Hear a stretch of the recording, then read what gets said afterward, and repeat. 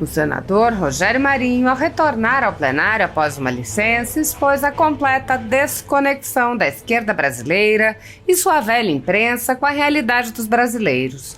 O senador apontou: tenho visto declarações, tenho lido opiniões que brigam com a realidade.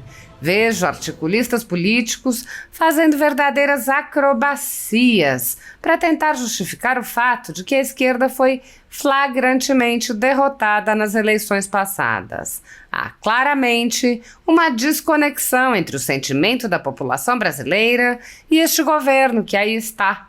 Um governo que oferece uma pauta no sentido contrário do que pensam e do que querem os cidadãos brasileiros de uma maneira geral e as famílias de uma forma muito particular. O senador afirmou que o governo Lula recebeu um sonoro não, um gesto claro de repúdio, um gesto claro de afastamento dessa forma nefasta de exercer o poder, que é a marca do Partido dos Trabalhadores. Marinho lembrou que, nesta madrugada, as condenações de Zé Dirceu foram anuladas em uma decisão monocrática e ponderou: temos que dar o exemplo para que a população entenda que há uma diferença clara entre o que é certo e o que é errado, que não há meio termo, que o pequeno crime se transforma no futuro no grande crime, que a pequena transgressão se transforma no futuro numa grande transgressão, e que o crime, quando não é punido, pelo contrário, é recompensado, é um exemplo nefasto que é passado para o conjunto da sociedade brasileira, que começa a descrer das suas instituições. Não é isso que queremos, não é isso que a sociedade defende. E é por isso que, de forma livre, altaneira, assobradada, a população brasileira demonstrou na praça pública que não aceita a forma como seus dirigentes estão se comportando. Rogério Marinho lembrou ainda que o legislativo vem sendo diminuído e humilhado e não esboça sequer uma reação. Ele disse: não há parlamento, não há tribuna livre, não existe exercício da cidadania e Estado de Direito se não houver o princípio do Instituto chamado inviolabilidade dos mandatos parlamentares. O senador lembrou que o parlamento brasileiro já teve dignidade e prosseguiu: o ministro do Supremo Tribunal Federal, Sr. Flávio Dino, que já foi parlamentar, já foi deputado federal e era senador, e foi governador de estado, aceitou instaurar um inquérito para questionar a forma como o deputado Marcel Van Hatten se dirigiu a uma ação que claramente é deletéria da Polícia Federal, que propiciou um documento enganoso, mentiroso, que teve como consequência a supressão da liberdade de um indivíduo. Por mais de 6 meses, o senhor Felipe Martins ficou preso e não há nada mais importante e mais sagrado para um cidadão do que a sua liberdade. Pois muito bem, Felipe foi preso por 6 meses por uma declaração ou por uma citação falsa de um agente da Polícia Federal. E essa foi a ação denunciada da tribuna da Câmara dos Deputados. E esse é o crime que está sendo imputado ao senhor Marcel Van Hatten. O senador questionou: ora, se comprovadamente essa informação é falsa, qual é o crime do deputado Marcel Van Hatten? E qual é o problema para a Constituição ou para a democracia um deputado fazer uma crítica a um órgão público? Se essa condição for suprimida dos senhores parlamentares, fechem o parlamento, acabem com esta tribuna, porque nós vamos ferir de morte a democracia brasileira. Marinho cobrou uma atitude do presidente do Congresso, Rodrigo Pacheco, e alertou: nós estamos em tempos difíceis, mas nós não podemos abrir mão de nos irresignarmos, de nos indignarmos, de colocarmos a nossa verve e a nossa repulsa à forma como têm se comportado determinadas instituições deste país. Segundo a Constituição Federal, o controle dos atos de ministros do Supremo Tribunal Federal é realizado pelo Senado, que pode promover o impeachment dos ministros em caso de crime de responsabilidade. No entanto, os presidentes da Casa vêm barrando a tramitação dos pedidos sem consulta ao colegiado. Sem controle externo, alguns ministros do Supremo agem ao arrepio da Constituição. Em inquéritos secretos, o ministro Alexandre de Moraes, por exemplo, promove uma aberta perseguição a adversários políticos. Em um desses inquéritos, a Folha Política teve sua sede invadida e todos os seus equipamentos apreendidos. O inquérito foi arquivado por falta de indícios de crimes, mas os dados sigilosos foram compartilhados com outros inquéritos abertos de ofício e com a CPI da pandemia, que compartilhava dados sigilosos com a velha imprensa. Sem justificativa jurídica, o ministro Luiz Felipe Salomão, ex-corregedor do Tribunal Superior Eleitoral, confiscou toda a renda da Folha Política e de outros sites e canais conservadores para impedir suas atividades. A decisão teve o aplauso e o respaldo dos ministros Luiz Roberto Barroso, Alexandre de Moraes e Edson Fachin. Todos os rendimentos de mais de 20 meses de trabalho de jornais, sites e canais conservadores vêm sendo retidos sem qualquer base legal. Se você apoia o trabalho da Folha Política e pode ajudar, doe qualquer valor à empresa Raposo Fernandes através do Pix, usando o QR Code que está visível na tela ou o código ajude@folhapolitica.org. Caso não utilize Pix, há a opção de transferência bancária para a conta da empresa Raposo Fernandes, disponível na descrição deste vídeo e no comentário fixado no topo. Há mais de 10 anos, a Folha Política vem mostrando os fatos da política brasileira e dando voz a pessoas que o cartel midiático quer calar. Pix ajude@folhapolitica.org. Assista. Senhor presidente, senhores senadores, passei 4 meses longe dessa tribuna, terei uma licença como secretário-geral do PL para me dedicar a essa organização partidária tão importante num processo democrático. E hoje, senhor presidente, é importante um rápido balanço a respeito desse tema, porque tenho visto declarações, tenho lido opiniões que brigam com a realidade. Vejo articulistas políticos fazendo verdadeiras acrobacias para tentar justificar o fato de que a esquerda foi flagrantemente derrotada nas eleições passadas. Há claramente uma desconexão entre o sentimento da população brasileira e este governo que aí está. Um governo que oferece uma pauta no sentido contrário do que pensa e o que quer os cidadãos brasileiros de uma maneira geral e as famílias de uma forma muito particular.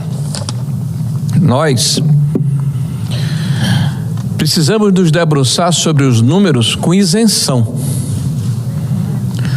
O Partido dos Trabalhadores, que hoje preside o nosso país, mesmo com essa estrutura, mesmo com os gastos absurdos, com o descontrole fiscal, com a política populista que tenta comprar a consciência da população, recebeu um sonoro não. Um gesto claro de repúdio, um gesto claro de afastamento desta forma nefasta de exercer o poder que é a marca do Partido dos Trabalhadores. Nós precisamos lembrar a história recente e hoje, impactados que estamos com a notícia de que na madrugada o cérebro desta famigerada operação de corrupção, de cooptação do parlamento através de mesada aos seus integrantes, foi inocentado pelo Supremo Tribunal Federal. E eu falo de José Dirceu. Abro um parêntese. Afirmo em todos os lugares que vou que sou conservador de direita. E quem é conservador tem dentro de si uma moral e uma ética que perpassa a questão pessoal e vai na questão institucional. Nós temos que dar o exemplo para que a população entenda que há uma diferença clara entre o que é certo e o que é errado, que não há meio termo, que o pequeno crime se transforma no futuro no grande crime, que a pequena transgressão se transforma no futuro numa grande transgressão, e que o crime, quando não é punido, pelo contrário, é recompensado. Isso é um exemplo nefasto que é passado para o conjunto da sociedade brasileira, que começa a descrer das suas instituições. Não é isso que queremos, não é isso que a sociedade defende, e é por isso que, de forma livre, altaneira, assobradada, a população brasileira demonstrou na praça pública que não aceita esta forma como seus dirigentes estão se comportando. Disseram, e hoje vejo uma manchete, acho que foi na Folha de São Paulo, o PL foi o que mais venceu nas grandes cidades, mas foi o grande derrotado. É um paradoxo tão claro e é uma demonstração de que a imprensa se esmera em mostrar uma situação que não condiz com a realidade. Devem ter uma fábrica de criatividade para tentar encobrir o óbvio e justificar o injustificável. Meus amigos, eu vou dar apenas um dado e vou passar para o item seguinte. O PL, antes de Bolsonaro, era o 11º partido do país em número de votos para prefeito em todos os 5.500 e tantos municípios. O PL, depois de Bolsonaro, é o primeiro colocado no Brasil. Passou de 4.500.000 eleitores para quase 16 milhões de eleitores. Bom, eu gostaria que a imprensa me explicasse como é que Bolsonaro perdeu, como é que o PL perdeu, pois o PT, que era o 6º colocado no Brasil, continua 6º colocado no Brasil. Isso posto, eu quero tratar de um assunto que também é muito relevante e muito importante. Não há parlamento, não existe tribuna livre, não existe exercício da cidadania e Estado de Direito se não houver o princípio do instituto chamado inviolabilidade dos mandatos parlamentares. E falo isso porque o que me inspirou a entrar na vida pública, caro senador Jaime Campos, foi a história de um cidadão que hoje é o nome da Comissão de Constituição e Justiça da Câmara dos Deputados. Esse cidadão se chama deputado Djalma Marinho, que nos idos de 1968 presidia a Comissão de Constituição e Justiça daquela casa e foi instado pelo governo daquela época a processar e, por consequência, caçar um deputado, Márcio Moreira Alves, porque ele havia tido a audácia de fazer um discurso na tribuna contraditando a forma como os militares estavam tratando as universidades públicas federais, ingressando naquelas universidades para impedir o direito de reunião. Pois muito bem, este deputado, naquela oportunidade, enfrentou essa decisão do governo, que não aceitava a crítica, que não aceitava o contraditório, que não aceitava o livre-arbítrio dos senhores parlamentares, porque era um governo intransigente. E nós estamos vendo esse filme se repetir. E pasmem, senhores, não por parte do governo, mas por parte do judiciário.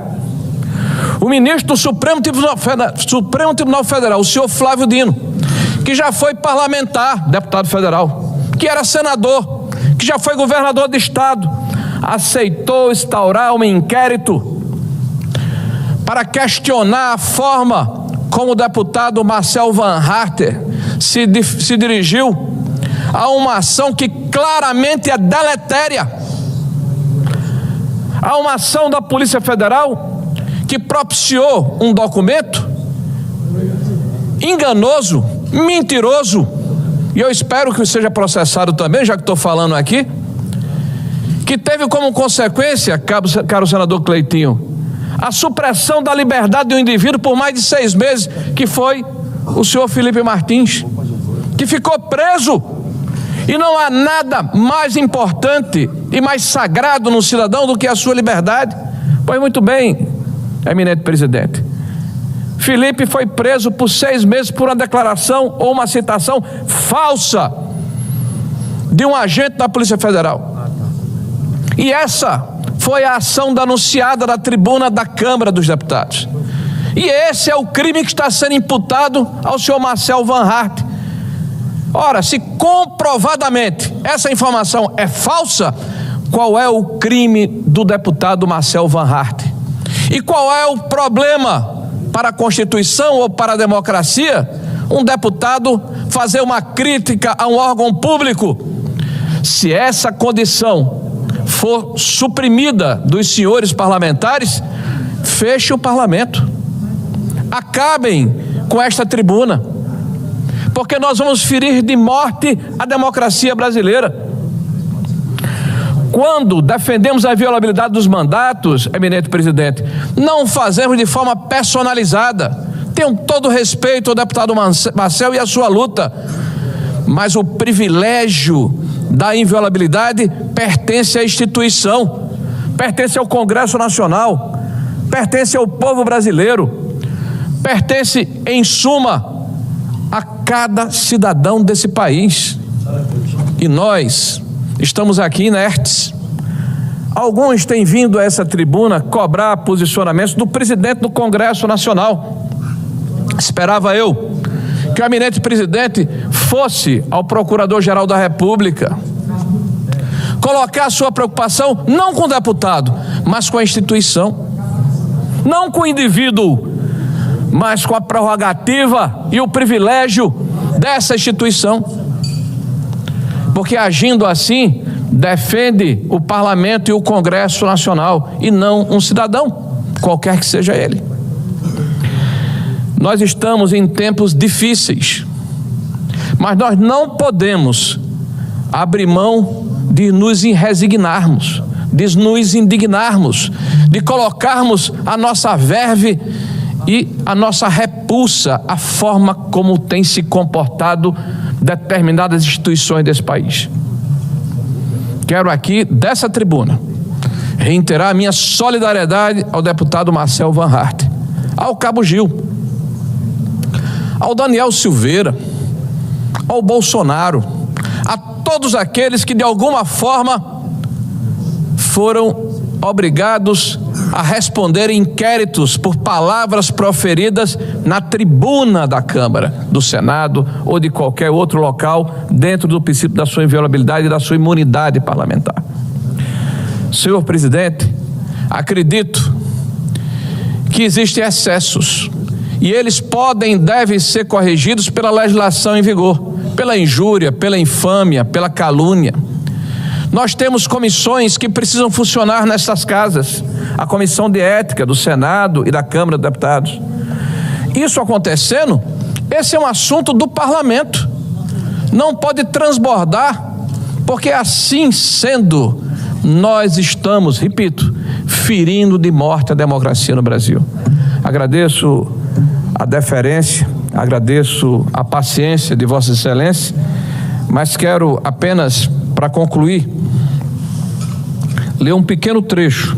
Foi embora o óculos aqui, mas vou tentar. Um pequeno texto da citação de um cidadão chamado Karl Mannerheim, Liberdade, Poder e Planificação Democrática. É pequeno, são 5 linhas apenas. Ver se eu consigo aqui.